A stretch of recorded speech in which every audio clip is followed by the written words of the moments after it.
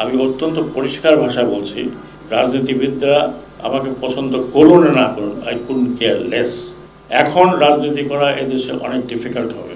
পুলিশকে আপনি আর লাঠিয়াল বাহিনীর মতো পরিচালিত করতে পারবেন না। I will insist police will be under police commission.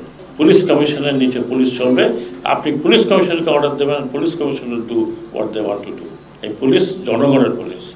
আমরা নয় সেনাবাহিনী সেনানিবাসের মধ্যে থাকি, আমাদেরকে আপনারা দেখেন না, কিন্তু পুলিশ তো সারাক্ষণ আপনার কাছে আছে।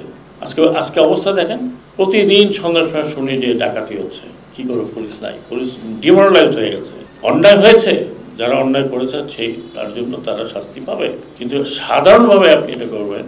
আপনাকে মনে রাখতে হবে এই পুলিশকে ব্যবহার করেছে কি, তাদেরকে ধরেন।